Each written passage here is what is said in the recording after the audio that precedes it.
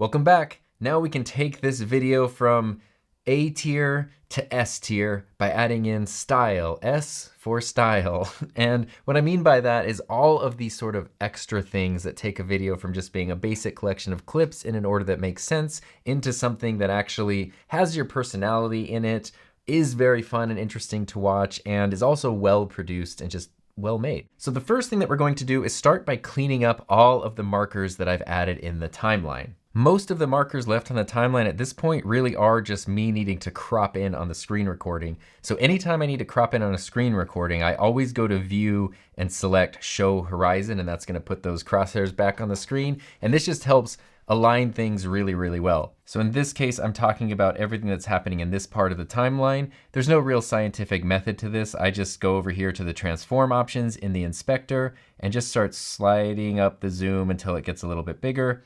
I know that with a 4K screen recording, I can go to upwards of 300 times before I start losing a ton of quality. You do lose quality the more that you zoom in, so it's very important to take into account the kind of footage that you're using. And then I just try to align it in a way that looks interesting by adjusting the scale and the X and Y axes. I think the horizontal line is a good indicator of where to put most of the action, because that's just like the natural center part where the audience is going to be looking.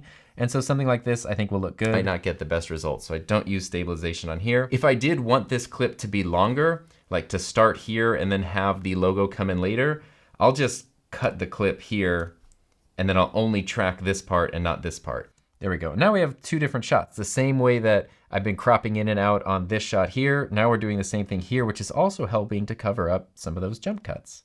And we just scroll through the timeline. In Final Cut Pro, when you have a clip with audio, you can double click on the audio and it will break those apart, but it's not actually detaching the audio. I'm explaining to them that same thing about audio that I talked about in the last section. So I want to focus on those audio clips. I'm going to zoom in just until I think I like the way that it looks, and probably even a little more. And there we go. I think is a fun punctuation mark. I do like to use sort of a J cut in this situation. So if you didn't know this, in Final Cut Pro, when you have a clip with audio, you can double click on the audio and it will break those apart, but it's not actually detaching the audio. And now you'll see the audio is going to start while the shot of the intro is still playing. The audio is going to start. I actually need to go back to the original. So in this case, I don't have a preset. I didn't make a preset for the original. So what I can do is just click on another shot that doesn't have any of those zoom in effects and just remember what I've done here. So this is 100%, the y-axis is 23.5. So let's try that. Let's put this at 100%, x at 0, and y at, was it 25? 23.5. There. And now it should match the exact framing, and we go from our close-up back to our wide shot. What I could do is make a preset for the wide shot, and then if I find myself in that situation again, I can just add that preset to it and it'll fix the crop and go back to match everything else. And then I'm done with this marker, so I'm gonna right click on it and cut. I don't need that marker. On to the next one. I'm gonna press R and use the range key to select that, and then I'm going to bring, all right, this is the same thing where we're adjusting something on the timeline and then playing it back to see what that looks like. So I'm going to cut it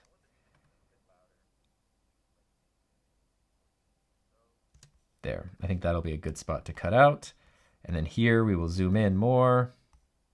You could get very creative and start adding keyframes of how you like move around the timeline and everything, but I'm keeping this pretty simple right now.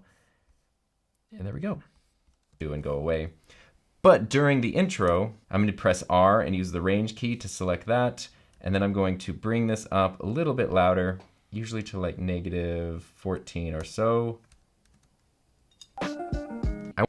That works really well. A couple things you might notice here. Above this clip, it has the dotted lines above it. Since I zoomed in on that, Final Cut is now rendering that clip, and that's what that means right there.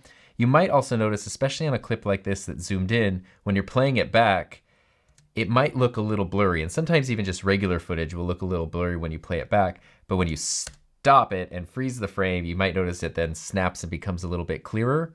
How it looks when it's paused is how it will look when you export it. So if you're playing back footage in Final Cut and it's not looking totally full high quality, that's just because it's lowering the quality to play it back a little bit. As long as it looks good when the frame is paused, that's how it's going to look when you export. Don't feel like you have to be married to the decisions you made in the past. This is a good example of that. I have a marker here, but as I'm watching this, down when I start talking again. Even though it's called, I realize that I put a marker here because I was focused on this part of the timeline and I wanted to crop into that. But what I'm showing here is the effect that this part of the timeline is having on the actual playback. So I need both of these in the frame, which means it's going to make things more confusing if I crop in on this, so I probably shouldn't. So I'm just gonna cut out that marker and do nothing here. I always try to be aware of what the edge of the frames look like whenever I reframe anything, or just frame anything in general, I guess. But especially when you crop in, it can be sometimes easy to have things that are distracting. In this case, if I wanted to just crop in here, but I framed it where this white part of the interface was there, this could be confusing to someone watching it back because it looks like there's just this white thing that might be a bit distracting. So I would want to make sure to either nudge this over where it's all the way gone or come over further where I can actually see what this is and it doesn't just look like this weird little thing that's on the side of the frame here. But that's actually part of what I want in this case. So I'm going to turn it that way, turn it this way, zoom out a little more. Try to fit both of these windows in there. There we go. This little window up here in the inspector, you have a few options, it says free and show hints. I'm definitely trying to be conscious that whenever I'm resizing stuff, I don't move it too far over where then the footage behind is there. If I needed to do that, I would just change the opacity or deactivate the shot below it so that it's a black background, or add some generator under it so that way it's black, or even just textured video or something. So that way it's not just the shot under the thing I'm trying to zoom in on. But in this case, I just line it up right to the edge of the frame. This is the part we're looking at, title. And then I'll just shorten this up to the length of the clip, click on that, go over to the title. So now I've gone through and I've taken care of all of the times I want to crop in on the screen recording, which is most of the B-roll for this specific project. Now, just in case you are wondering how I would do this with more traditional footage and not screen recordings, it is the exact same process that I've basically kind of shown before, but there are a few things that are different. I have a piece of footage that is copied to my clipboard. If you just press Command V to paste something into Final Cut, it may or may not paste where you want it. In this case, it did go above everything, but sometimes you might find yourself pasting it in like the middle of a clip down here. So typically what I will do is Option V, and then it's always gonna paste a clip on top. That just has to do with copy and paste kind of for anything. This clip could come from anywhere. I could drag it down from my media library. I could drag it in from another folder, but here I have a clip of 2 camera lenses. So we'll pretend for the time being that this is now a video about camera lenses instead of about motion tracking. Let's go ahead and just deactivate these ones and pretend that this is where I would need a clip of a camera lens. This is the kind of spot where I would normally add B-roll. I would want it to be somewhere where I mention something specific. So in the case of these camera lenses, maybe I would say like, both of these lenses are almost the same size. And then I have these 3 clips here. I would love to paste a B-roll clip on top of that to cover up those jump cuts. So here's my whole clip. I just find the part of the clip that I like, select to that, and then usually instead of aligning it perfectly, I will nudge it over using the period and comma keys just a few frames so that way it overlaps the clip before and after it there, but we'll get to all of that. The first thing that I do want to adjust the color, just like we did with all of this footage when we put it in here. I have a preset that I add to it, but you can do the same thing with the color boards and color wheels if I wanted to fine tune that, maybe make it even more saturated or tone down some of the highlights. I might even want to do what we just did with the screen recording and zoom in, crop in on some of these shots here. Maybe I don't want the edge of this desk that everything was on, so I'm going to zoom in and get rid of that, and then center these up a little bit. And then what I also do, since most of my B-roll shots are handheld, they are slow motion, but they're handheld, is I scroll down and I do add in the Final Cut Pro stabilizer. I wait until I see those render dots disappear, and then I know that the clip has been stabilized, and then I double check it just to make sure that it actually worked well and that things look good, because sometimes the stabilizer will do stuff that looks really, really weird, like it'll crop in and tilt things in just a completely bizarre way.